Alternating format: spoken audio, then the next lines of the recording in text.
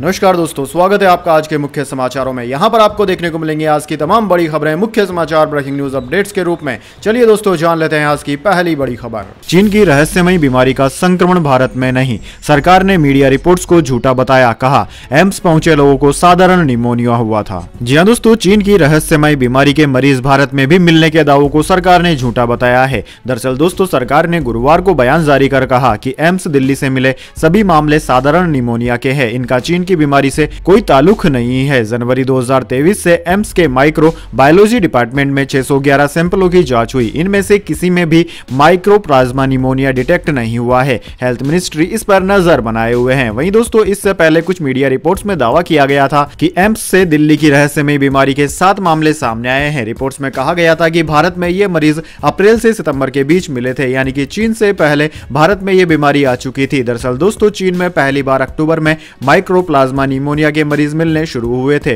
23 नवंबर को पहली बार चीनी मीडिया ने स्कूलों में एक रहस्यमयी बीमारी फैलने की बात कही थी। दोस्तों, इस बीमारी में पीड़ित बच्चों में फेफड़ों में जलन, तेज बुखार, खांसी और जुकाम जैसे लक्षण दिखाई देते हैं। इसके बाद दोस्तों, अगली बड़ी खबर। पीओके पर घमासान, अधीर रंजन बोले हिम्मत है तो 2024 से पहले पीओके छीन कर दिखाओ, सारा देश बीजेपी को वोट देगा। जी हां दोस्तों, पाकिस्तान अधिकृत कश्मीर को लेकर केंद्रीय गृह मंत्री अमित शाह के बयान पर लोकसभा में कांग्रेस के नेता अधीर रंजन चौधरी ने पलटवार किया। चौधरी ने प्रधानमंत्री मोदी और अमित शाह को हिंदुस्तान का बहादुर बताकर तंज कसा और चुनौती भी दे दी है। उन्होंने कहा कि पीओके से एक सेब लाकर दिखाओ, अगर हिम्मत है तो 2024 चुनाव से पहले पीओके को छीन लो, सारे देश के वोट बीजेपी को मिलेंगे। दरअसल दोस्तों, आपकी जानकारी के लिए बता दें, एक दिन पहले केंद्रीय गृह मंत्री अमित शाह ने पाकिस्तान के कब्जे वाले कश्मीर यानी कि पीओके के मुद्दे के लिए पूर्व प्रधानमंत्री जवाहरलाल नेहरू को जिम्मेदार ठहराया था। अमित शाह का कहना था कि जम्मू कश्मीर को नेहरू की 2 गलतियों के कारण नुकसान उठाना पड़ा। पहला, युद्ध विराम की घोषणा करना और दूसरा, कश्मीर मुद्दे को संयुक्त राष्ट्र में ले जाना। उन्होंने कहा कि अगर 3 दिनों के बाद युद्ध विराम होता तो पीओके आज भारत का हिस्सा होता। हमारे आंतरिक मुद्दे को संयुक्त राष्ट्र में लेकर नहीं जाना चाहिए था। इस देश की इतनी सारी जमीन खोना एक बड़ी भूल थी। अमित शाह ने यह भी कहा कि पीओके हमारा है। उन्होंने कहा कि वहां 24 सीटें आरक्षित है। इसके बाद दोस्तों, अगली बड़ी खबर। तेलंगाना में कांग्रेस की 6 गारंटी पर सीएम रेड्डी की मोहर, महिलाओं किसानों को कैश मदद, 200 यूनिट फ्री बिजली, बेघरों को जमीन देगी सरकार। जी हां दोस्तों, कांग्रेस नेता रेवंत रेड्डी ने 7 सितंबर को तेलंगाना के मुख्यमंत्री पद की शपथ ली। भट्टी विक्रमार्क डिप्टी सीएम बनाए गए। उनके साथ 11 मंत्रियों ने भी शपथ ली। शपथ ग्रहण कार्यक्रम एलबी स्टेडियम में हुआ। इसमें सोनिया गांधी, राहुल, प्रियंका गांधी वाड्रा और कांग्रेस अध्यक्ष मल्लिकार्जुन खड़गे भी शामिल हुए। दोस्तों, रेवंत ने शपथ लेने के तुरंत बाद 2 फाइलों पर दस्तखत कर दिए। पहली फाइल चुनाव से पहले कांग्रेस की तरफ से दी गई 6 गारंटियों की थी। दूसरी फाइल में एक दिव्यांग महिला को नौकरी देने का वादा किया गया था। इसके अलावा उन्होंने मुख्यमंत्री कार्यालय प्रगति भवन के बाहर लगी फेंस को हटवा दिया, जिसकी वजह से कई साल से लोगों को ट्रैफिक जाम की परेशानी हो रही थी।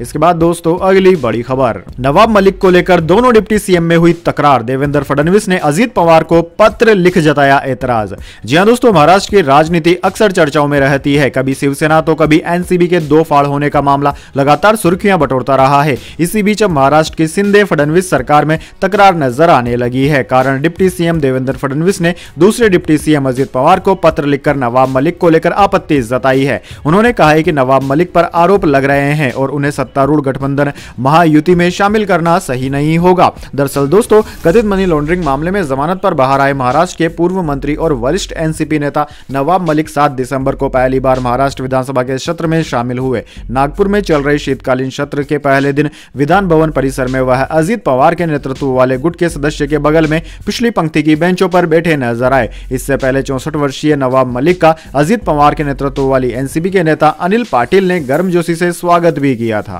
इसके बाद दोस्तों, अगली बड़ी खबर जान लेते हैं। ममता पर गिरिराज का विवादित बयान, टीएमसी का प्रदर्शन। महुआ बोली वे बेशर्म, माफी क्या मांगेंगे। भाजपा बोली बंगाल सीएम ने गरीबों की बेइज्जती की है। दोस्तों, टीएमसी ने सत्र शुरू होने से पहले संसद के बाहर केंद्रीय मंत्री गिरिराज सिंह के विवादित बयान को लेकर प्रदर्शन किया। टीएमसी के सांसदों ने उनको बर्खास्त करने की मांग की। वहीं भाजपा नेता अमित मालवीय ने कहा कि पश्चिम बंगाल की मुख्यमंत्री ममता बनर्जी ने गरीबों की बेइज्जती की है। दरअसल दोस्तों, बुधवार को टीएमसी सांसदों ने गिरिराज सिंह के इंटरव्यू का वीडियो वीडियो शेयर किया था जिसमें वो ममता बनर्जी पर विवादित टिप्पणी कर रहे थे। टीएमसी ने एक्स पर गिरिराज सिंह के बयान को शर्मनाक बताया। इसके बाद महिला सांसदों ने गांधी प्रतिमा के सामने प्रदर्शन भी किया। दरअसल दोस्तों टीएमसी सांसद महुआ मोइत्रा बोली कि गिरिराज जी अपने नाम में शांडिल्य लिखते हैं। रामधारी सिंह दिनकर की कविता है, जिस पापी को गुण नहीं गोत्र प्यारा है, समझो उसने हमें यहाँ मारा है। भारत अपने ही घर में हार गया। हमारे जो ऐसे बेशर्म मंत्री हैं, देश की एकमात्र महिला मुख्यमंत्री के बारे में ऐसा कह रहे हैं। भाजपा के सारे लोग, सारे मंत्री महिलाओं को पसंद नहीं करते। एक महिला जो बिना किसी पुरुष का सहारा लिए यहाँ पहुंची है, ये लोग इस बात को हजम नहीं कर पा रहे हैं। इसके बाद दोस्तों जान लेते हैं अगली बड़ी अपडेट। दानिश अली के खिलाफ आपत्तिजनक भाषा का मामला, विशेषाधिकार समिति के सामने रमेश बिधूड़ी ने जताया खेद। जी हां दोस्तों, लोकसभा में सांसद दानिश अली के खिलाफ इस्तेमाल की गई आपत्तिजनक भाषा के लिए बीजेपी सांसद रमेश बिधूड़ी ने अब खेद जताया है। गुरुवार को लोकसभा विशेषाधिकार समिति ने दानिश अली और रमेश बिधूड़ी को बारी बारी अपना बयान दर्ज करने के लिए बुलाया था। समिति से बातचीत में रमेश बिधूड़ी ने कहा कि उनको अपने बयान पर पछतावा है। रमेश बिधूड़ी ने समिति के सामने यह भी कहा कि बीजेपी के सीनियर नेता और केंद्रीय मंत्री राजनाथ सिंह ने 21 सितंबर को ही सदन में इस पर खेद जता दिया था। दोस्तों आपकी जानकारी के लिए बता दें, दरअसल मानसून सत्र के दौरान चंद्रयान की सफलता पर चर्चा चल रही थी। इस दौरान बीएसपी सांसद दानिश अली और बीजेपी सांसद रमेश बिधूड़ी के बीच तीखी नोकझोंक हुई थी। इसके बाद रमेश बिधूड़ी ने दानिश अली के खिलाफ सदन में ही आपत्तिजनक भाषा का इस्तेमाल किया था। रमेश बिधूड़ी का आरोप था कि दानिश ने पीएम मोदी के खिलाफ बोला था, जिस पर वह अपना आपा खो बैठे। इसके बाद दोस्तों अगली बड़ी खबर, सीएम अरविंद केजरीवाल का बड़ा फैसला, दिल्ली जल बोर्ड के केग ऑडिट का आदेश दिया। जी हां दोस्तों, दिल्ली के मुख्यमंत्री अरविंद केजरीवाल ने बड़ा आदेश दिया है। इसमें दिल्ली जल बोर्ड का केग ऑडिट करवाने का ऑर्डर जारी किया गया है। अब केजरीवाल सरकार पिछले 15 साल का CAG ऑडिट कराएगी। यह आदेश देते हुए सीएम केजरीवाल ने कहा कि किसी भी कीमत पर भ्रष्टाचार बर्दाश्त नहीं किया जाएगा। दरअसल दोस्तों आपकी जानकारी के लिए बता दें, बीते कुछ महीनों से भारतीय जनता पार्टी और आम आदमी पार्टी दिल्ली जल बोर्ड को लेकर आमने सामने है। दोनों दिल्ली जल बोर्ड में कथित अनियमितताओं की बात कर रही है। बीजेपी ने आरोप लगाया है कि DGB में घोटाले हो रहे हैं। यहां सीवरेज ट्रीटमेंट प्लांट के अपग्रेडेशन के नाम पर फर्जी टेंडर देने का आरोप है। इसके बाद दोस्तों अगली बड़ी अपडेट, कतर में मौत की सजा पाए 8 पूर्व सैनिकों से मिले भारतीय राजदूत, अब तक हुई 2 सुनवाई। जी हां दोस्तों, कतर में मौत की सजा पाए 8 पूर्व सैनिकों के मामले में विदेश मंत्रालय ने गुरुवार को कहा है कि भारत सरकार पूरे मामले में नजर बनाए हुए है। भारतीय राजदूत ने सभी 8 लोगों से मुलाकात की है। साथ ही अपील के बाद अब तक मामले में कोर्ट में 2 सुनवाई हो चुकी है। विदेश मंत्रालय के प्रवक्ता अरिंदम बागची ने कहा कि कतर में 8 पूर्व नौसैनिकों की मौत की सजा दिए जाने के केस में हमारी अपील पर 2 सुनवाई हो चुकी है। हम मामले में नजर बनाकर सभी कानूनी सहायता दे रहे हैं। हमारे राजदूत को रविवार को 8 लोगों से जेल में मिलने का काउंसलर एक्सेस मिला। यह संवेदनशील मामला है, लेकिन हम जो कुछ भी कर सकते हैं वो करेंगे। इसके बाद दोस्तों अगली बड़ी खबर, रूस में 17 मार्च को राष्ट्रपति चुनाव, पुतिन का पद पर बरकरार रहना लगभग तय। जी हां दोस्तों, रूस के सांसदों ने बुधवार को राष्ट्रपति व्लादिमीर पुतिन के लिए 5वीं बार चुनाव लड़ने का मार्ग प्रशस्त करते हुए देश में राष्ट्रपति पद के लिए चुनाव कराने की तारीख 17 मार्च 2024 तय की है। पुतिन 71 साल के हैं। उन्होंने अभी तक चुनाव लड़ने के अपने इरादे की घोषणा नहीं की है, लेकिन चुनाव की तारीख तय होने के साथ उनके आगामी दिनों में ऐसा करने की उम्मीद है। पुतिन द्वारा किए गए संवैधानिक सुधारों के तहत वह अगले साल अपना मौजूदा कार्यकाल समाप्त होने के बाद 2 बार और 6 साल के कार्यकाल के लिए चुनाव लड़ सकते हैं। रूस की राजनीतिक प्रणाली पर कड़ी पकड़ बनाए रखने के साथ पुतिन की जीत लगभग तय मानी जा रही है। चुनाव में उन्हें चुनौती देने वाले उनके संभावित आलोचक या तो जेल में बंद है या विदेश में रह रहे हैं, और ज्यादातर स्वतंत्र मीडिया पर प्रतिबंध लगा दिया गया है। इसके बाद दोस्तों अगली बड़ी खबर, 6 महीने से लापता पूर्व चीनी विदेश मंत्री की हुई मौत, दावा क्वीन गैंग को टॉर्चर किया, टीवी एंकर से अफेयर और जासूसी के आरोप थे। जी हां दोस्तों, 6 महीने से लापता चीन के पूर्व विदेश मंत्री क्वीन गैंग की मौत की खबर है। यह दावा अमेरिकी मीडिया हाउस पॉलिटिको ने किया है। रिपोर्ट में क्वीन की मौत की वजह आत्महत्या या टॉर्चर बताई गई है। पॉलिटिको ने चीन के 2 अधिकारियों के हवाले से अपनी रिपोर्ट में बताया कि क्वीन की जुलाई में ही बीजिंग के एक मिलिट्री अस्पताल में ही मौत हो गई थी। इस अस्पताल में चीन के टॉप लीडर्स का इलाज किया जाता है। दरअसल दोस्तों, शी जिनपिंग के करीबी रहे क्वीन को इसी साल जुलाई में विदेश मंत्री के पद से हटा दिया गया था। उन पर जासूसी करने का भी आरोप लगा था। इस मामले में अब तक जांच की जा रही है। इसके बाद दोस्तों जान लेते हैं अगली बड़ी खबर, खालिस्तानी आतंकी पन्नू ने दी संसद भवन पर हमले की गीदड़ भभकी, भारत सरकार का भी आया जवाब। जी हां दोस्तों, खालिस्तानी आतंकी गुरपतवंत सिंह पन्नू की ओर से संसद भवन पर हमले करने की दी गई गीदड़ भभकी पर भारत सरकार ने जवाब दिया है। दरअसल दोस्तों, भारत सरकार ने कहा है कि किसी भी आतंकवादी या चरमपंथी की ओर से भारत या भारत के राजनयिकों या संपत्तियों के खिलाफ खिलाफ की जा रही किसी भी प्रकार की धमकी को लेकर हमने अपने सहयोगी देशों से बात की है। हमने अपनी चिंताओं से उन्हें अवगत कराया है और हम समय समय पर इस मामले को उठाते रहेंगे। वहीं दोस्तों, खालिस्तानी आतंकी हरदीप सिंह पन्नू ने 2 दिन पहले ही एक वीडियो जारी करते हुए कहा था कि मेरी हत्या करने की कोशिश की गई जो नाकाम हुई। 13 दिसंबर को संसद भवन पर हमला करके मैं उनका जवाब दूंगा। दरअसल 13 दिसंबर 2001 को ही संसद भवन पर आतंकी हमला हुआ था। इसके बाद दोस्तों जाने अगली बड़ी खबर, लेकिन उससे पहले मेरी आपसे एक छोटी सी रिक्वेस्ट है, अगर दोस्तों आपको अभी तक हमारी न्यूज पसंद आई है तो उसे एक छोटा सा लाइक जरूर दे दीजिए, और अगर आपको पसंद नहीं आई है तो आप बेशक डिसलाइक भी कर सकते हैं, लेकिन दोस्तों लाइक और डिसलाइक जरूर कीजिए, क्योंकि दोस्तों यही हमारी मेहनत का फल होता है और इसी से हमें पता चलता है कि आपको हमारी वीडियोस पसंद आ रही है या नहीं। तो चलिए दोस्तों जान लेते हैं आज की अगली बड़ी खबर। पेटीएम का शेयर 18% फिसला, सेंसेक्स 132 अंक गिरकर 69,521 पर बंद, निफ्टी भी 32 अंक टूटा, स्पाइसजेट का शेयर 20% चढ़ा।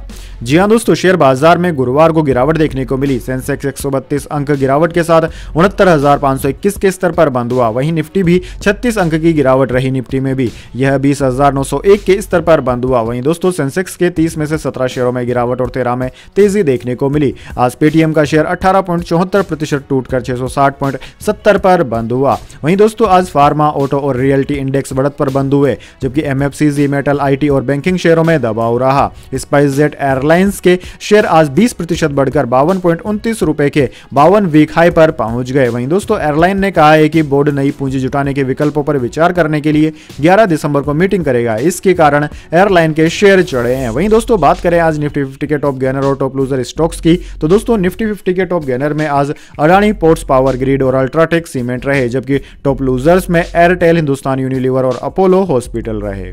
इसके बाद दोस्तों जान लेते हैं अगली बड़ी अपडेट। दिल्ली से सुबह चलकर शाम को होगा मां वैष्णो देवी का दर्शन, जल्द शुरू होगी सीधी सड़क है। जी हां दोस्तों, आपने बिल्कुल सही सुना, दिल्ली कटरा एक्सप्रेसवे का काम जोरों पर चल रहा है। हाल ही में केंद्रीय मंत्री नितिन गडकरी ने इसके निर्माण कार्य का जायजा लिया था। इसके शुरू होने पर दिल्ली से चंडीगढ़ 2 घंटे में, अमृतसर 4 घंटे में और दिल्ली से कटरा 6 घंटे में पहुंचा जा सकेगा। अभी दिल्ली से कटरा यानी कि माता वैष्णो देवी की दूरी 727 किलोमीटर है। एक्सप्रेसवे बनने से 58 किमी की दूरी कम हो जाएगी, यानी कि यह घटकर 670 किलोमीटर रह जाएगी। इस एक्सप्रेसवे को अमृतसर जामनगर एक्सप्रेसवे से भी जोड़ा जाएगा।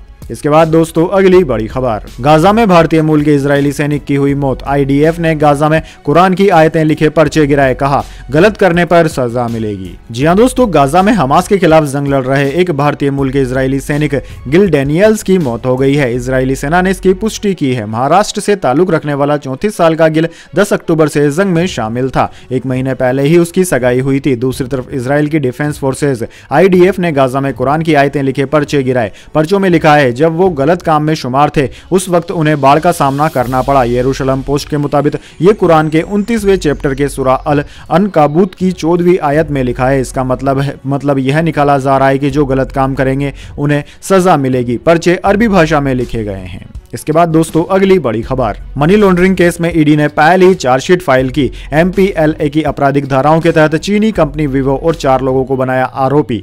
जी हां दोस्तों, एनफोर्समेंट डायरेक्टरेट यानी कि ईडी ने मनी लॉन्ड्रिंग केस में चीनी कंपनी विवो मोबाइल और मामले में गिरफ्तार 4 अन्य आरोपियों के खिलाफ पहली चार्जशीट फाइल की है। मामले के आरोपियों पर prevention of money laundering act MPLA की आपराधिक धाराओं के तहत स्पेशल कोर्ट में यह चार्जशीट फाइल की गई है। न्यूज एजेंसी पीटीआई ने मामले की जानकारी दी है। इसी अक्टूबर में ईडी ने मनी लॉन्ड्रिंग केस में चीनी नागरिक गुआंग वेंग वांग उर्फ एंड्रयू गुआंग, लावा इंटरनेशनल के एमडी हरिओम राय के अलावा चार्टेड अकाउंटेंट राजन मलिक और नितिन गरू को गिरफ्तार किया था। करीब 1 साल पहले एजेंसी ने देश भर में विवो मोबाइल्स और उनकी 23 एसोसिएट कंपनी की 48 लोकेशंस पर तलाशी ली थी।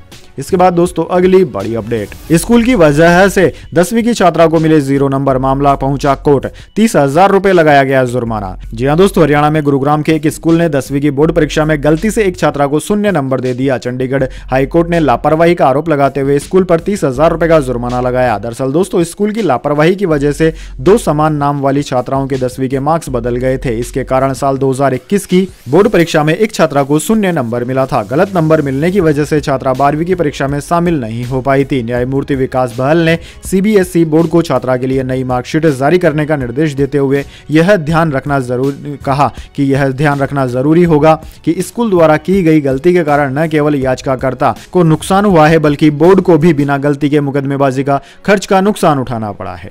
इसके बाद दोस्तों अगली बड़ी खबर, बीते 9 साल में 16.9 करोड़ एलपीजी कनेक्शन बढ़े, दुनिया की 5वीं बड़ी इकोनॉमी बने। संसद में इंडियन इकोनॉमी पर बोली वित्त मंत्री। जी हां दोस्तों, वित्त मंत्री निर्मला सीतारमण ने बुधवार को कहा कि 2024 में घरेलू एलपीजी कनेक्शन 14.5 करोड़ थे, जो अब 31.4 करोड़ हो गए हैं, यानी कि बीते 9 वर्षों में 16.9 करोड़ एलपीजी कनेक्शन बढ़े हैं। वहीं दोस्तों पीएम किसान योजना के तहत 11 करोड़ लाभार्थियों को सहायता दी जा रही है। संसद के शीतकालीन सत्र के दौरान वित्त मंत्री देश की अर्थव्यवस्था के बारे में जानकारी दे रही थी, तब उन्होंने यह दोनों बातें कही। इसके बाद दोस्तों अगली बड़ी खबर, एनिमल का वर्ल्ड वाइड कलेक्शन 500 करोड़ के पार, सिर्फ 6 दिन में कमाए। इंडियन बॉक्स ऑफिस पर 300 करोड़ से ज्यादा की कर ली कमाई। जी हां दोस्तों, एनिमल ने वर्ल्ड वाइड 527.60 करोड़ रुपए का कलेक्शन कर लिया है। रणवीर कपूर की इस फिल्म ने रिलीज के छठे दिन यह कारनामा किया। यह उनके करियर की दूसरी बेस्ट फिल्म बन गई है। इसने ब्रह्मास्त्र के लाइफ टाइम कलेक्शन को भी पीछे छोड़ दिया है। दरअसल दोस्तों ब्रह्मास्त्र ने 418 करोड़ रुपए का वर्ल्ड वाइड कलेक्शन किया था। एनिमल के आगे अब रणवीर कपूर की 2018 की रिलीज फिल्म संजू है, जिसने पूरी दुनिया में 586 करोड़ का बिजनेस किया था। इसके बाद दोस्तों अगली बड़ी खबर, गूगल ने प्ले स्टोर से रिमूव किए 17 लोन ऐप, लोगों का पर्सनल डेटा चुराकर कर रहे थे ब्लैकमेल। जी हां दोस्तों, टेक जायंट गूगल ने प्ले स्टोर से लोन देने वाले 17 ऐप्स को रिमूव कर दिया है। ये ऐप यूजर्स के साथ फ्रॉड कर रहे थे। इन ऐप में स्पाई मेलवेयर पाया गया। साइबर सिक्योरिटी फर्म ESET की एक रिसर्च रिपोर्ट में पता चला है कि धोखाधड़ी करने वाले कई instant loan app Android users को टारगेट कर रहे हैं। रिपोर्ट में 18 ऐप की पहचान की गई थी। इनमें से गूगल ने 17 ऐप को हटा दिया है, जबकि एक ऐप के डेवलपर ने अपनी पॉलिसी को गूगल के नॉर्म्स के अनुसार अपने काम करने के तरीके से बदल लिया है। इस कारण उसे प्ले स्टोर से नहीं हटाया गया। हालांकि दोस्तों गूगल के एक्शन से पहले ये ऐप 1.20 करोड़ बार डाउनलोड किए जा चुके थे। ये ऐप अब थर्ड पार्टी सोर्स जैसे कि सोशल मीडिया प्लेटफॉर्म और SMS के जरिए टेक्स्ट मैसेज भेजकर लोगों के साथ ठगी कर रहे हैं। ये ऐप भारत सहित Mexico, Indonesia, Thailand, Vietnam, Pakistan, Colombia, Peru, Philippines, मिस्र, केनिया, नाइजीरिया और सिंगापुर में ऑपरेट किए जाते हैं। रिपोर्ट्स के अनुसार इंस्टेंट लोन देने के नाम पर यह ऐप कई तरह की परमिशन जैसे कि call logs, storage, media files, contact list और लोकेशन डेटा को बाईपास करते हैं। इसके अलावा यूजर्स का पर्सनल डेटा हासिल करने के लिए एड्रेस, बैंक अकाउंट और फोटो जैसी डिटेल भी शेयर करने को कहते हैं। इसके बाद में ये लोगों को धमकी देने लगते हैं, ब्लैकमेल करते हैं और ज्यादा वसूली भी करने लगते हैं। इस वजह से देश में काफी सारी आत्महत्याएं भी बढ़ी है। तो दोस्तों यह थी आज की तमाम बड़ी खबरें। इसके बाद दोस्तों बारी आती है आज के माइंड क्यूज क्वेश्चन की। जी हां दोस्तों, एक आसान से सवाल का जवाब देकर आप जीत सकते हैं एक अमेजिंग सरप्राइज गिफ्ट हमारे यूट्यूब चैनल की ओर से। तो दोस्तों आज का सवाल आपकी स्क्रीन पर आ चुका है। ओलंपिक खेलों की शुरुआत कौन से देश से हुई थी? जी हां दोस्तों, अगर आप जानते हैं कि ओलंपिक खेलों की शुरुआत कौन से देश ने की थी और कहां से शुरुआत हुई थी, तो जल्दी से उस देश का नाम कमेंट बॉक्स में लिख दीजिए। अगर दोस्तों आपका जवाब होता है एकदम सही और आप चुने जाते हैं लकी विजेता के रूप में, तो आपको मिल सकता है एक सरप्राइज गिफ्ट हमारे यूट्यूब चैनल की ओर से। तो दोस्तों जल्दी से अपना उत्तर कमेंट बॉक्स में लिख दीजिए, वीडियो को लाइक कर लीजिए और चैनल को सब्सक्राइब करके बेल आइकन दबाना ना भूलें। धन्यवाद। वंदे मातरम। जय हिंद, जय भारत।